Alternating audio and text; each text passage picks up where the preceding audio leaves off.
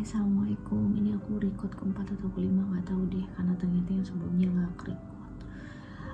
Di video ini aku mau cerita soal perjalanan awal mula ketahuan penyakit mama di kami keluarganya sampai akhirnya almarhum mamaku meninggal dunia gitu.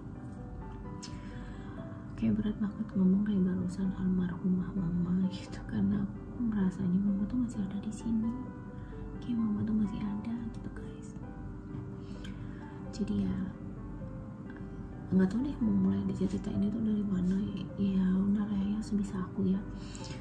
Jadi sebelum libur kenaikan kelas kemarin, mama itu memang udah beberapa kali itu periksa di Jember soal tulang punggungnya. Aku posisi di Ambon tuh. Nah, dia pernah gathering dengan acara di kantornya, terus dia jatuh ketika main volley, dan itu udah bertahun-tahun lalu, kalau nggak salah 4 tahun yang lalu gitu. Dan akhir-akhir ini tuh dari bulan Juni itu dia mengeluh sakit punggungnya kata dia. Terus karena aku penasaran dong kenapa, terus kok kata dokter di Jember tuh harus operasi segala macam. Nah akhirnya yang papa tadi awalnya pengen ke Ambon di cancel gara-gara aku yang pulang ke Jember dengan anak-anak sekalian liburan sekolah. Aku bilang itu pun yang beli tiketnya mama, karena mama mengiyakan, seneng gitu didatengin anak sama cucu-cucunya kan, dijemput ke Surabaya. Akhirnya sekalian jemput kita ke Surabaya, aku ajak mama periksa di salah satu ahli tulang. Dia ahli di pokoknya udah terkenal sampai ke luar negeri segala macam. Ternyata intinya di dokter tersebut bilang karena sakitnya mama ini udah bertahun-tahun dan tubuh itu udah terbiasa dengan sakitnya, tidak perlu dioperasi. Seneng dong mama kalau nggak perlu operasi gitu kan, karena dia takut. Lalu aku tanya solusinya apa dok? Ya udah terapi aja, hidroterapi, renang, dan ya ada banyak yang disarankan. Akhirnya pulang dulu kan, suruh renang dulu aja di rumah, nanti ada jadwalnya bulan depan datang. Oke. Renang, beberapa kali beliau renang dengan anak-anakku. Dari yang nggak bisa renang loh, dia segemuk itu nggak bisa renang, sampai bisa renang, bayangin, sampai pakai guru private. Terus renang, karena dia udah enakan aku izin pulang, aku izin pulang ya, liburan anak-anak udah mau habis, kasihan juga suamiku sendiri. Aku bilang iyalah, kata mama udah nggak apa-apa kok, udah renang enak, ya udah. Dan beliau nggak menunjukkan yang sakit sampai kayak gimana, enggak sama sekali enggak. Cuman dia udah nggak bisa gendong anakku yang bayi yang 1,5 tahun itu, nggak kuat katanya. Kalau gendong itu kayak badannya tuh sakit gitu. Tapi mama masih nyetirin aku kita kemana gitu, kalau aku lagi handle bayi kan rewel, nggak mau dengan siapa-siapa gitu ya, beliau yang nyetirin mobil, aku di belakang, dan aku masih punya fotonya, masih sehat. Kemudian H-2 sebelum aku pulang, ada satu hal yang mencurigakan buat aku. Setauku mama aku tuh hampir tidak pernah lepas sholat, sepenglihatanku selama ini ya. Jangankan sholat 5 waktu, sholat tahajud tuh mama gak pernah absen, alhamdulillah. Sholat duha. Tapi beberapa hari sebelum aku pulang tuh aku melihat mama tuh bolong sholatnya di mataku. Lalu akhirnya aku beranikan tanya, mama kok tumben sholat bolong tuh kenapa gitu. Itu 2 hari sebelum aku pulang ke Ambon. Mama bilang ya gimana nggak mau sholat, gimana mau bisa sholat nggak bolong-bolong. Sebelum puasa itu aku tuh haidnya 25 hari, nggak haidnya itu 5 hari doang katanya. Aku kaget dong, shock dengarnya, bagiku itu nggak normal. Terus aku bilang nggak normal mah gitu. Terus mama ngejelasinnya, kata teman-temanku tuh orang kalau mau menupus, kalau subur kayak aku nih emang kayak gitu, darahnya tuh keluar banyak kata dia. Tapi aku gak lega dengan jawaban itu. Aku bilang nggak normal. Iya ya, lagian kok belum menopause, ya udah usia 59 kataku. Waktu aku aja usia berapa udah menopause deh, perasaan kayak 52, 55 bisa udah menopause. Ini mama 59, aku tambah udah diperiksa gitu, tambah getol hati ini rasa nggak nyaman. Akhirnya malam itu aku paksa beliau, meskipun nggak mau sebenarnya karena dia takut ada vonis yang enggak, kemudian dia kepikiran katanya. Aku tetap paksa periksa. Aku minta antar papa ke bidan kan, sama mama, bertiga kami. Intinya di bidan itu beliau bilang, ini kepala bidan di Jember, beliau bilang kalau intinya di luar ranah bidan, dan kenapa baru sekarang gitu. Mama tuh udah harusnya menopos kemarin lalu, kenapa baru sekarang cerita, baru sekarang periksa, dan itu harusnya udah di ranah SPOG. Bedanya kayaknya juga udah mulai curiga, cuman nggak ngomong gitu detailnya tuh, kecurigaan dia tuh apa. Akhirnya pulang lah, kita mah gimana gitu, ya udahlah nanti diperiksain, kan disuruh periksa. Aku juga ya udahlah, semangat nih aku mau periksa, ya oke.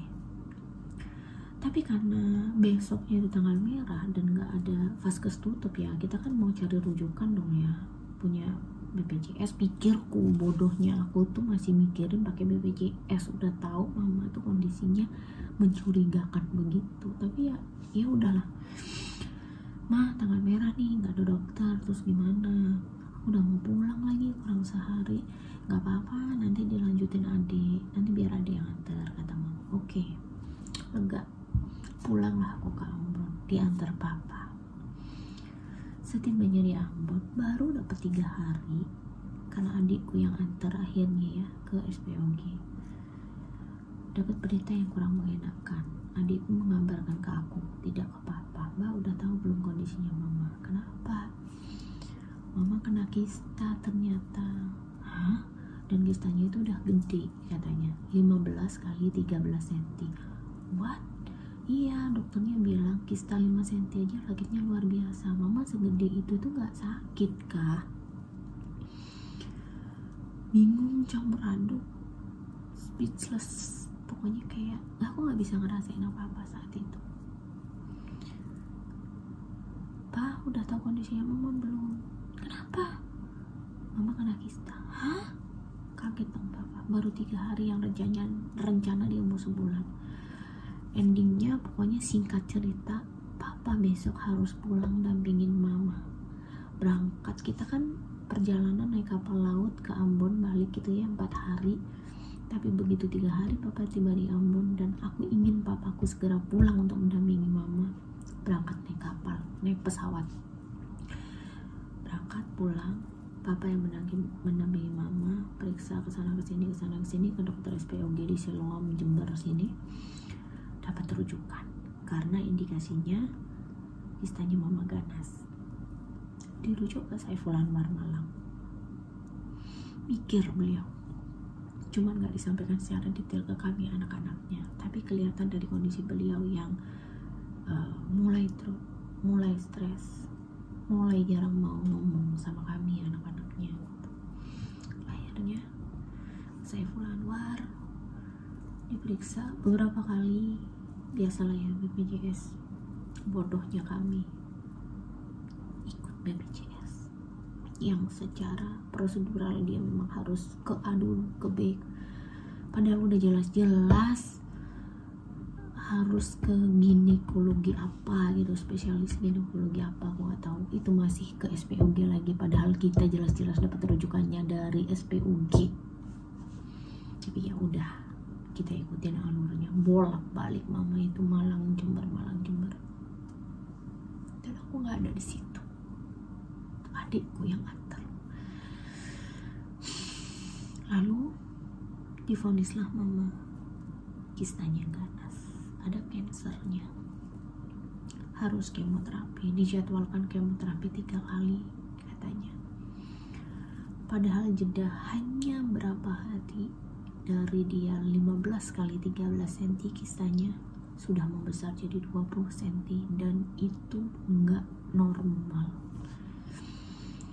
Mungkin karena kansernya, kata beberapa orang yang bahkan itu dokter gitu, tapi tetap itu enggak normal. Kok secepat itu? Tapi ya sudahlah, kita enggak mau fokus ke sana, mau fokus ke gimana ini pengobatannya gitu kan, ngikutin alur dokter. Dia pengen segera sebenarnya diangkat, tapi dokter nggak sarankan untuk segera diangkat, harus dihilangkan dulu kansernya, sel kansernya, harus kemo dulu. Ikut dong kita bisa apa dan kita tahu apa soal medis kan. Akhirnya ikut, intinya di kemo lah beliau gitu ya. Terus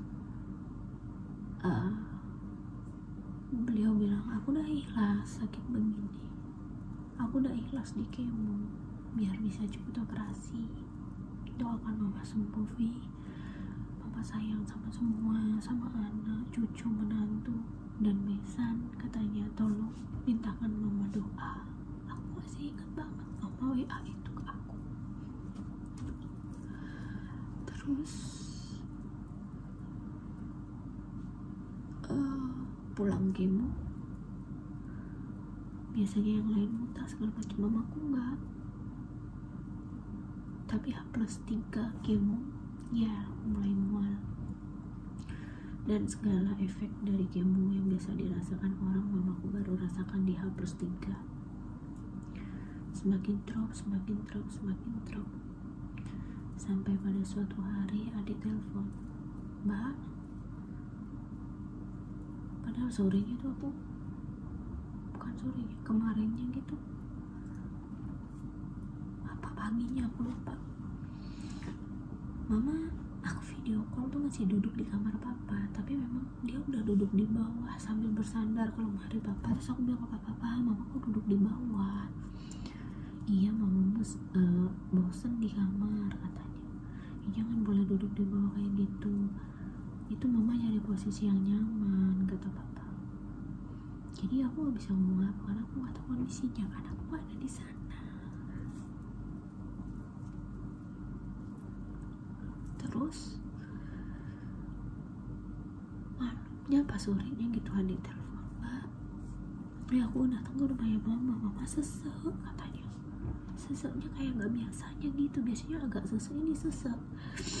Aku rumah sakit, aku bilang bawa ke rumah sakit. Terus akhirnya diputuskan bawa ke RSUD dong, karena pertimbanganku yang paling lengkap alatnya kalau mama butuh apa-apa itu, aku udah kepikiran ke sana. Akhirnya dibawalah ke RSUD. Hari pertama gak bisa makan, gak bisa minum sedikit aja muntah, makan sedikit muntah. Aku sampai gak berani video call guys, tapi aku paksakan. Selama mama sakit tuh aku jarang hubungin mamaku karena aku takut ganggu istirahatnya beliau. Karena aku tanya mama lagi apa gitu, lagi istirahat, aku udah gak berani nanya apa-apa lagi. Dan aku nyesel.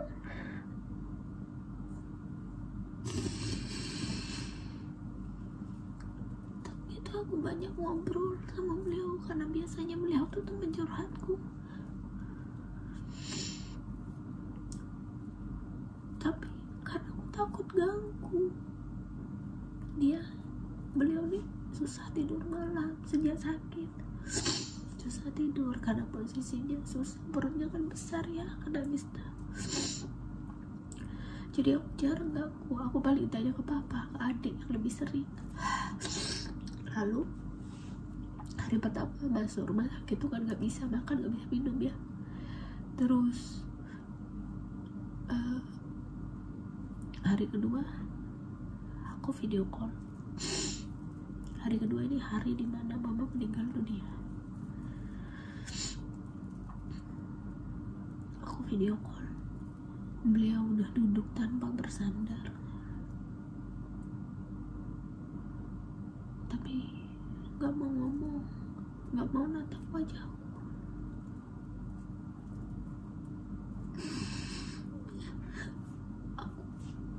Sejak mama sakit itu, aku udah ada komitmen dengan suami. Tanggal 31 Agustus aku sudah rencanakan pulang ke Jember. Aku sudah urus pemindahan sekolah anak-anak karena aku rencananya akan pindah di Jember untuk setahun 2 tahun atau entahlah sampai mama sembuh gitu. aku udah izin suami dan udah di approve. Aku lagi ngurus surat perpindahan sekolah anak-anakku. Tanggal 31 rencana naik kapal laut, sudah aku beli tiket pesawat juga sampai tanggal 4. Dan aku sampaikan hari itu ke mama. Setiap kali aku ngomongin mama, aku video call, aku bilang, "Mah, tanggal 31 aku pulang, tunggu ya, nanti sama aku yang lawat," gitu. Nanti tanggal 4 aku sampai. Tanggal berapa? Kata tanggal 4 aku sampai. Sabar, kok lama katanya.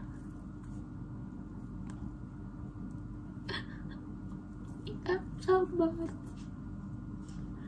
aku lagi urus kepindahan anak-anak. Terus hari kedua bilang, "Mah, mama udah sehat ya?" Cuma nunduk nggak mau lihat aku.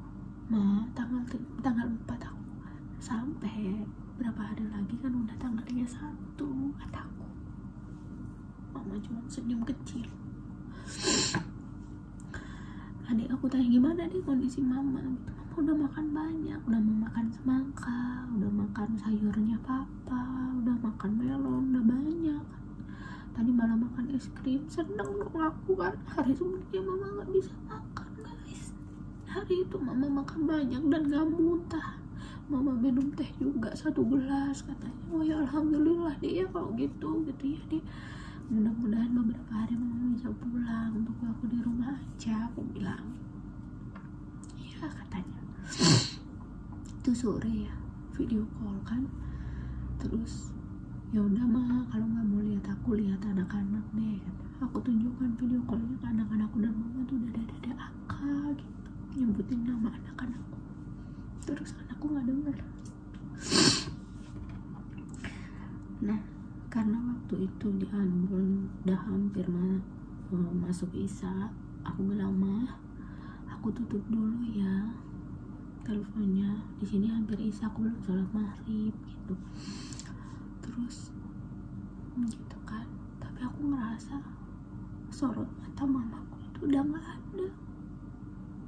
Aku screenshot, aku ngerasa ada yang aneh itu.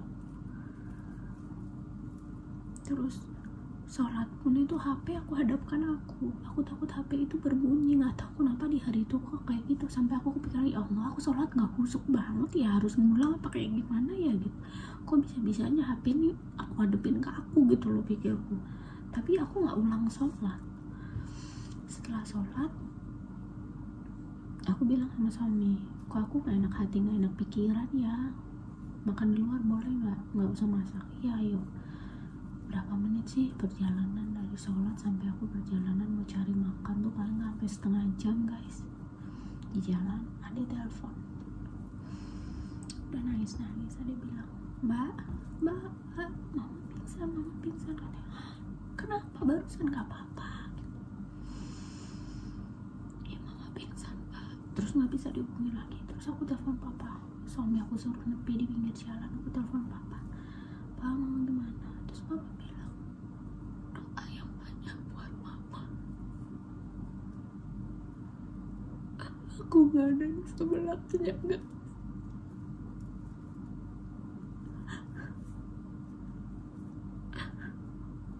Aku gak ada di sebelah beliau. Tahu-tahu petugas medis datang, pacu jantung mama, siapa nggak tahu digini-gini, pasang alat, dan mamaku udah pergi. Aku gak bisa. Papa bilang, "Mama udah gak ada."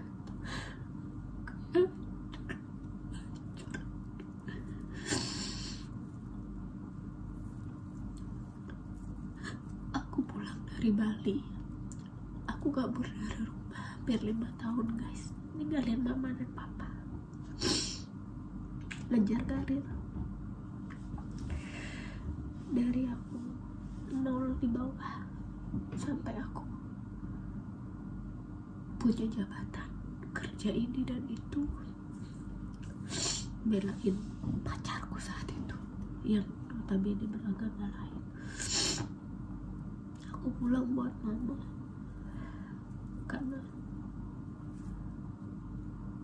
entahlah, sampai di setiap ulang tahun mama selalu bilang aku bangga kamu masih punya iman. Karena itu, dan aku nyesel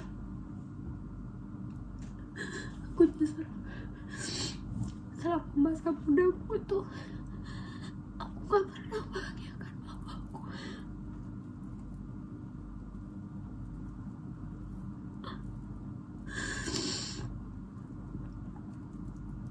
Sekarang hidupku hampa, aku gak punya perasaan. Aku ini bipolar ya, ketika senang terlalu senang, ketika sedih terlalu sedih. Tapi aku gak sekarang, aku hampa. Kadang bahkan aku gak bisa nangis, gak bisa tertawa.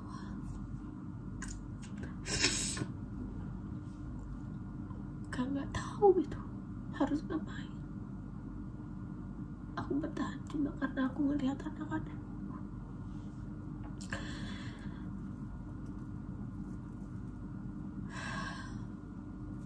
Gak tahu guys, cuma itu yang bisa aku ceritakan soal mama, perjuangan mama. Bagi kalian yang masih punya mama, pikir kalau mau buat keputusan jauh dari orang tua, pikir ribuan kali sakit rasanya ketika orang tua butuh kita dan kita gak ada di sampingnya. Aku nyesel, tapi mama tahu. Aku berkali-kali ngomong, aku kesini, aku jauh dari mama karena aku seorang istri harus dampingi suamiku. Aku pengen memperjuangkan masa depan anak-anakku. Aku pengen suatu saat aku jadi ibu yang kayak mama, bisa membahagiain dan nyukupin anak-anaknya gitu. Aku bilang, dan mama bilang aku ngerti. Sampai aku nyesel luar biasa.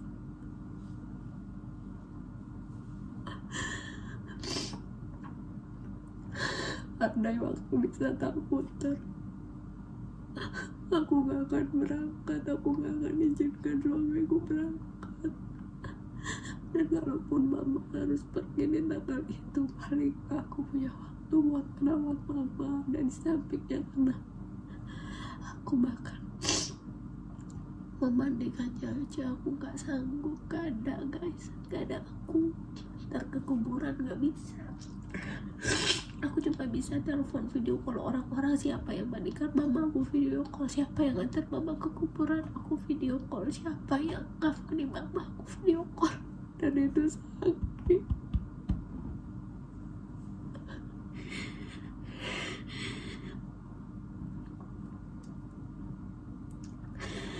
Semoga ini jadi pelajaran penting buat kalian. Bless you.